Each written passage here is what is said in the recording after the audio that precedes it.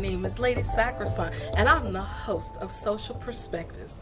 Today, I have in the studios with me one of my most favorite special guests. Her name is Dr.Inez Bracy. She's a life coach, motivational speaker, and that is just a little bit to accolade her for you today. Thank you for having me here. I am so excited to be here. Thank you. It is my pleasure to have you here. It's always so wonderful to have you on the set with me. Yes. Today we're going to talk about cultural awareness and diversity in people.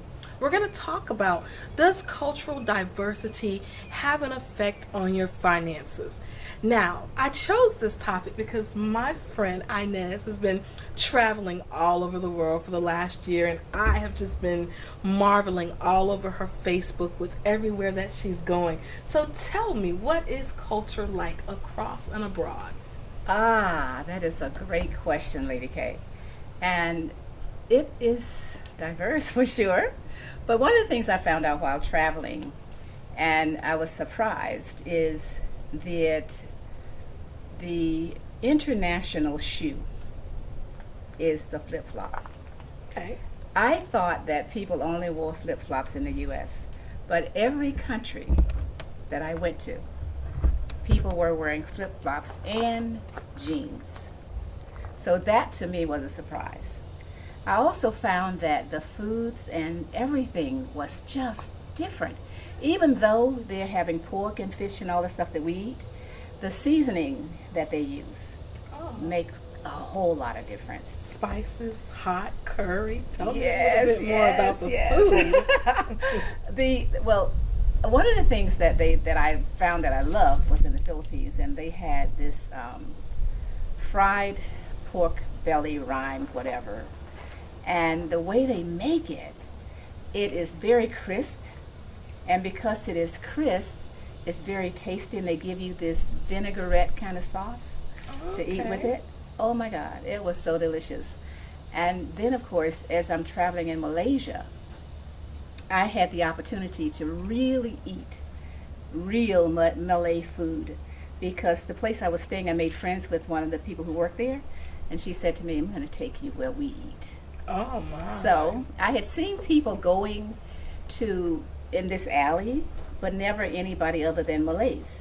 So as they're going into the alley, we followed them. And back there they had a tarp between the buildings. Okay. And they made the most delicious everything. Everything. Well, I must ask a question. You are a U.S. person. Had not been abroad, and you were in Malaysia, and you went down a dark alley? I had somebody with me though.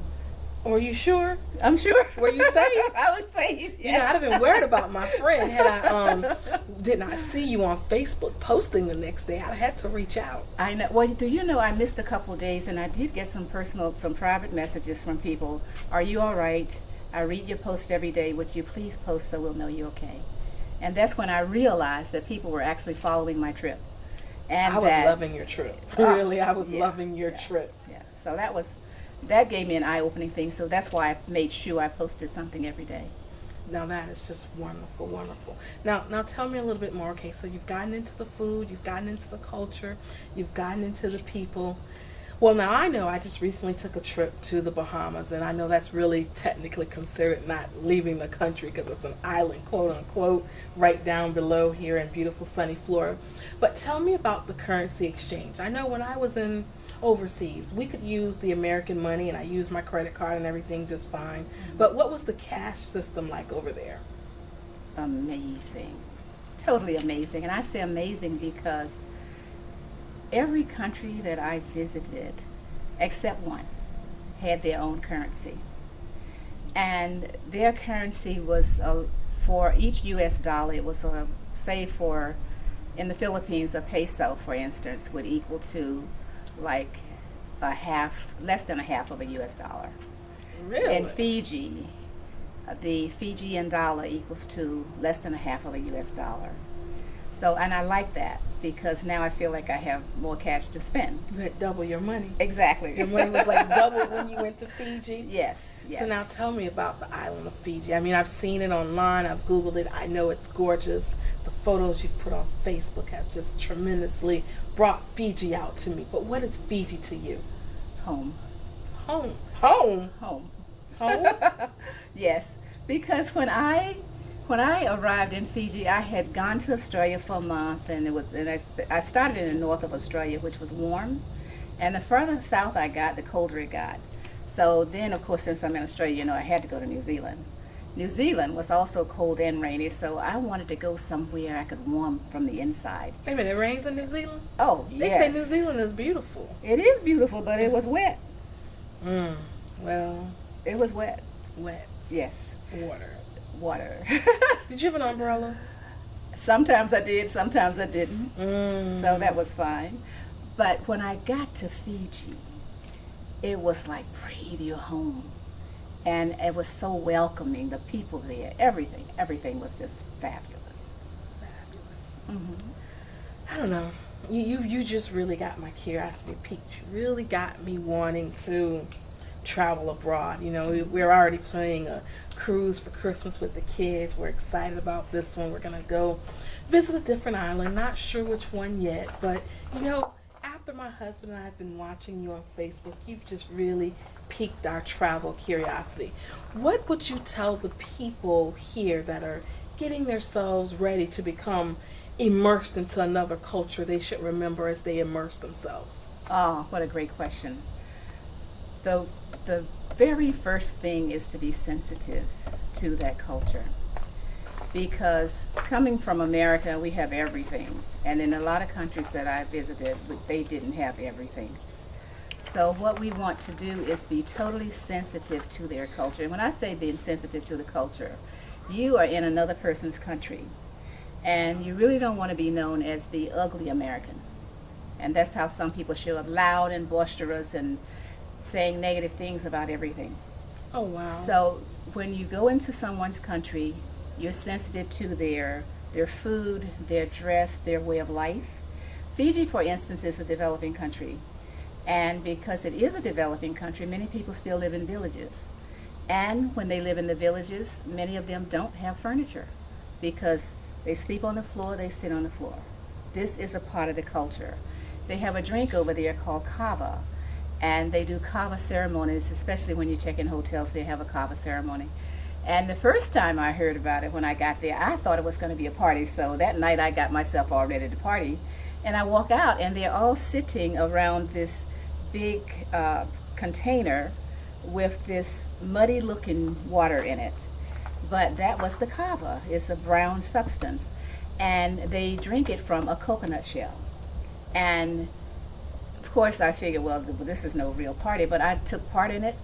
And I said to them, well, because you want to drink to show that you are embracing the culture, but you have to drink the entire amount. So I said, just give me this much, please. What is kava? Kava is a liquid. It's a root crop, and from the root crop they make powder. And there's a way you mix it with water, and that's what they do. It relaxes you, really. It does. Okay. Yeah. Now tell me a little bit. I know you as the business person, entrepreneur, outgoing person here. Tell me, what is business and business transactions like over there? In Fiji, they are very similar, I think, to here, except there's a more drawn-out process. If you wanted to buy, for instance, a house or something like that, then they have a longer process for buying it because they do it a little bit slower. Okay. So that's one thing. But they do have department stores, they have food courts, they have everything that we have here, but on a smaller scale. But one of the things that I found out when I was there, I love shopping when they have BOGOs, buy one, get one. Okay. You don't get that in Fiji. No BOGO? No BOGO. No BOGO. So no BOGO. If you want something, you just have to buy it when you see it. And they have a couple stores over there that bring in stuff from the U.S. and Australia. So when you go to those stores, you really have to buy it if you see it. But overall, They have all kinds of same transactions, just a little bit slower pace. So let me ask you another question. Did you do any business over there? Did you meet any business persons that caught your interest that make you want to take business abroad? Absolutely. One of my best friends over there is a princess. And Wow. yeah, she's a princess. So she has her own business, and being with her and seeing how she does things. Also, I volunteered at a Homes of Hope, and that's a place where they have a home for girls who have had forcible sex and got pregnant. So they can come there during their pregnancy, have their babies, and while they're there, they're given skills to be able to go out to work, or if they want to go back into their villages, a reintegration process into their villages. So that was all really interesting work for me to do. Then, of course, I have friends who have their own handicrafts that they make. They make jewelry and other things. So they would go to market, and I would go with them. Okay. So, yeah. So did you sell any of the jewelry? I bought some. You bought some. Okay, well, did they sell a lot of jewelry? Yeah, they sold a And lot now of let it. me ask this question. As you watch them do their business transactions, and as I noticed you were talking about the currency, did they do a bartering system, or did they do an actual cash or accrual transaction system? Cash. That's what they use, cash. They use Fijian dollars. Now, do the little shops, the smaller vendors, do they take debit, credit, or are everything in the village is pretty much cash? Cash in the villages and the larger stores in town, they take credit. Now, I guess I'm going to ask a question you may not know an answer to, and I only asked this question because I was speaking to the young woman in the Bahamas. She explained that basically you have to be making so much money to be able to take a credit debit system overseas. Is that the same way in Fiji? Yeah. It's the same because they have to pay the fees for it.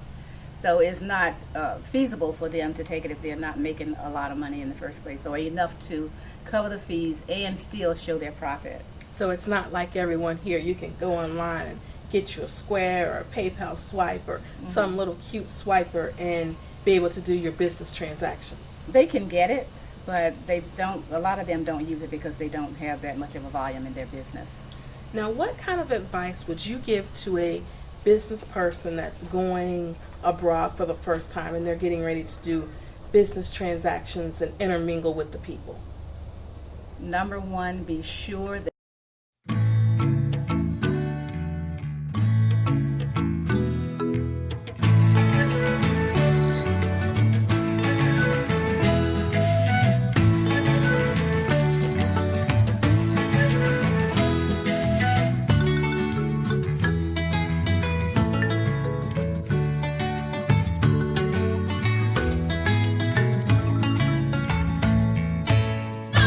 your visa allows you to do business transactions.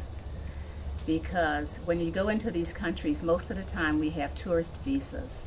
So if you have a tourist visa, you are not allowed to do any type of work. In some countries, you can't even volunteer because you don't have the proper visa.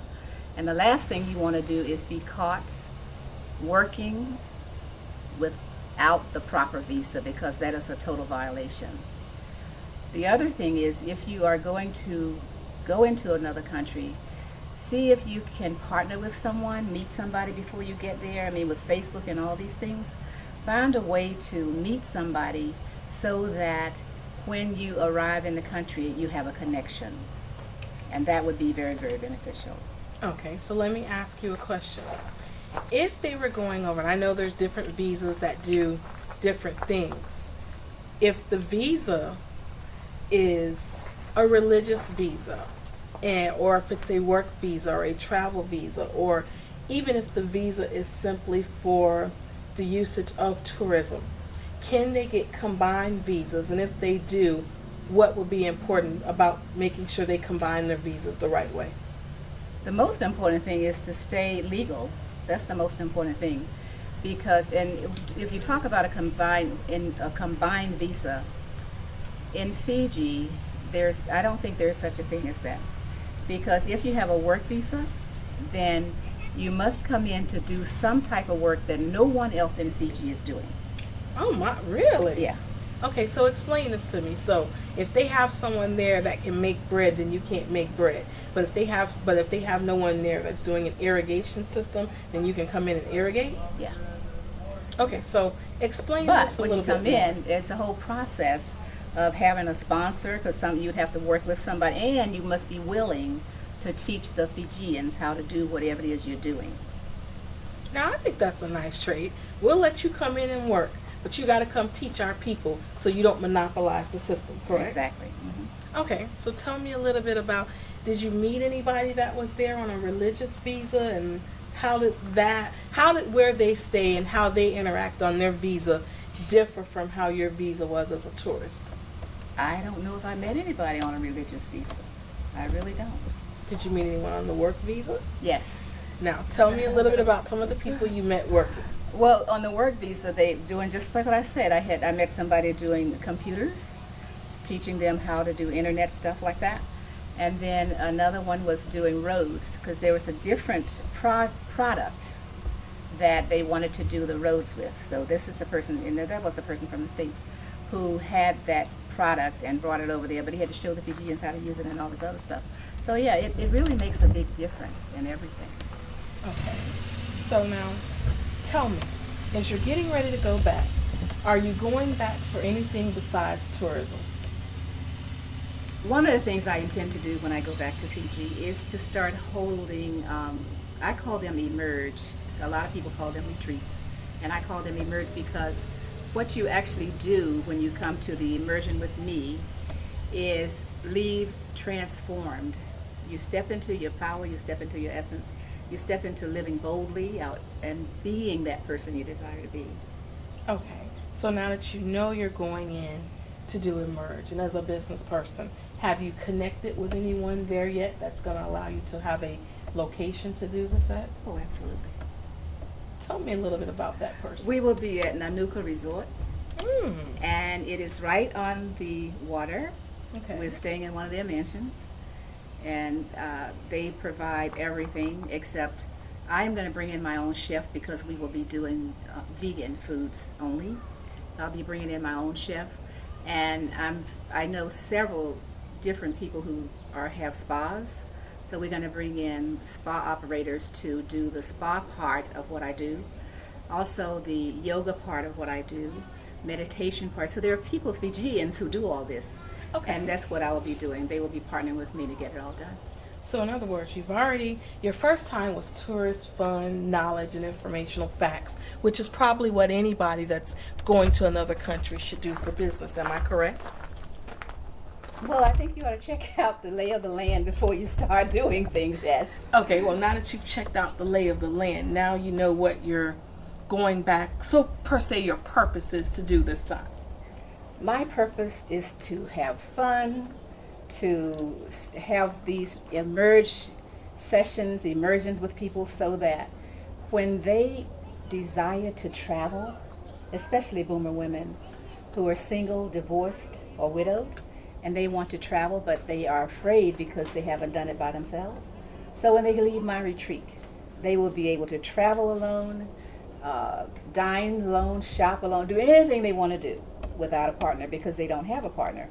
So instead of waiting your life away, you get to have fun anyway. Okay, so I guess let me understand, because at first, when you said emerge, I was thinking of something where I was going to be sitting on the floor, Indian style, with my hands kind of raised and doing like a... It's kind of I know. Yes. So tell me, emerge is a little bit kind of intertwined with the spirit and the natural, kind of a in tune, getting your mind aware as well as getting your body prepared and relaxed. Mind, body, and spirit. Mm. We will be working on all those three areas because the relationship that you have with yourself is ultimately the relationship that you have with others.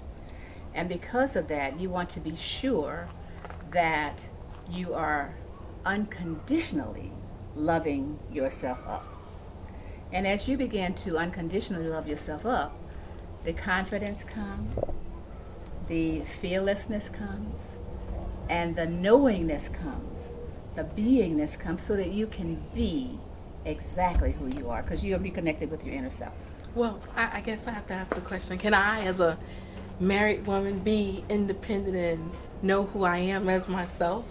Oh, absolutely. One hopes that married women and men know who they are and love themselves, because that's when you have a really good relationship.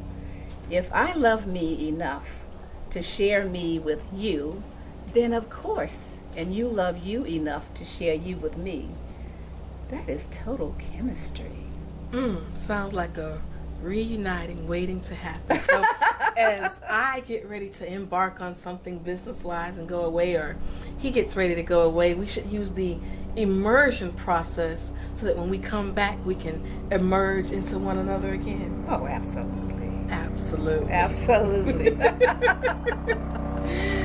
So, I guess now that I'm learning a little bit about your new business project, I'm really starting to learn and love how things going to edit out that helicopter there for us. But now, let me ask a question. What is Fiji's airport like? What is any international airport like?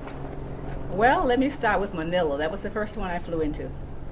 It is huge. People are everywhere, and it's just throngs and throngs of people.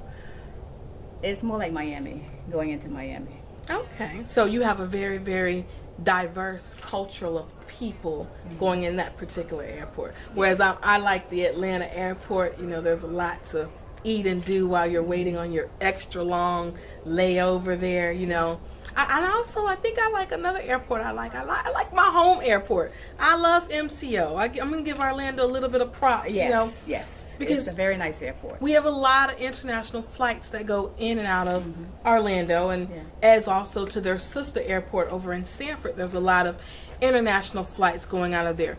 What are some of the things you would tell a business person that's going to travel abroad to remember to do as far as credit cards, cash?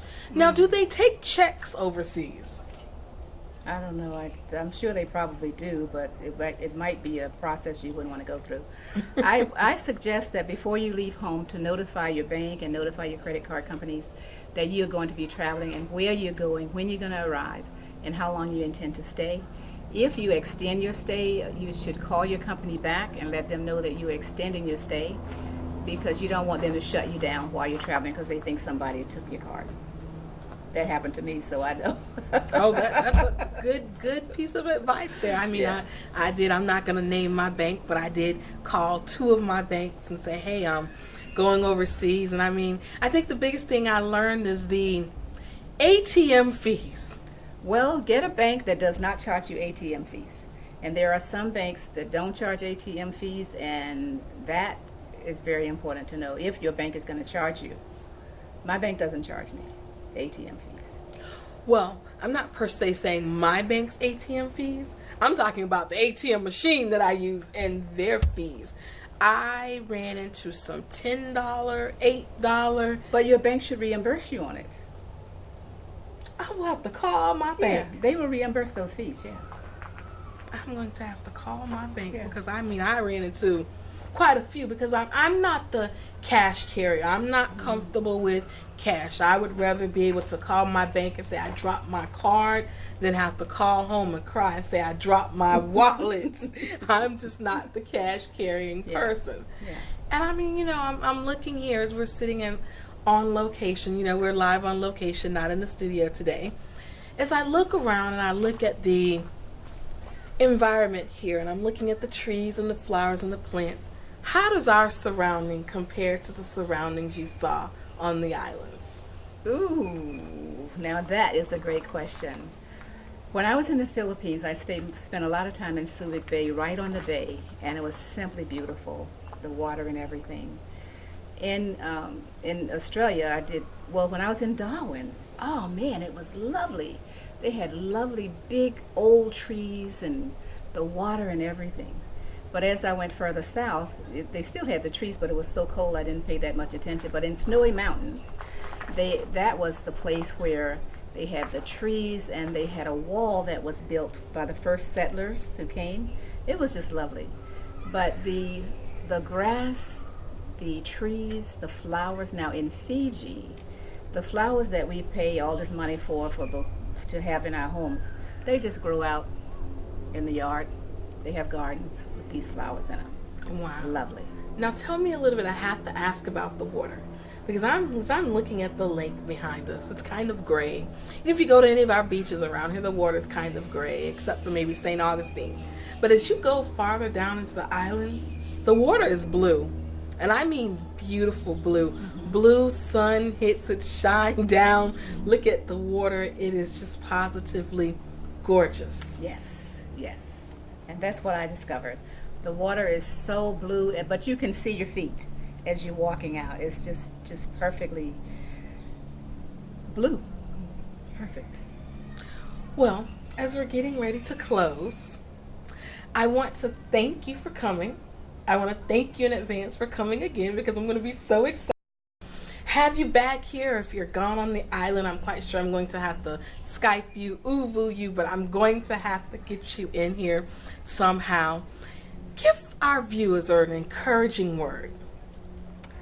The one thing that I would suggest is whatever is your passion, whatever it is you are longing and yearning to do one thing toward that every day. It could just be one small thing, whatever it is. And as you begin to do that one small thing daily, you will find that it starts to add up and you start stepping into that goal, that achievement, that accomplishment that you desire. Just one small thing a day. Social Perspectives is all about people's opinions, whether it's local, in the area, abroad, or in your hometown. I want you to remember that your opinion matters, your perspective matters, and whatever it is you think that the people need to know, pick up the phone or email or visit me at www.socialperspectives.info and tell me what you think. Invite me to your hometown and I will come out and support. And on next week, I can't wait to see you. Make sure you have your favorite cup of coffee or tea and tune in and sit down with me, Lady K, Social Perspectives.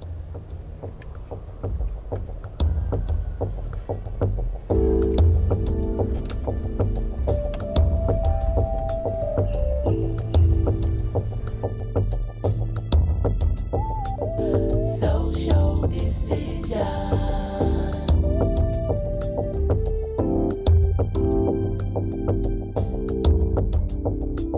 Social Perspectives.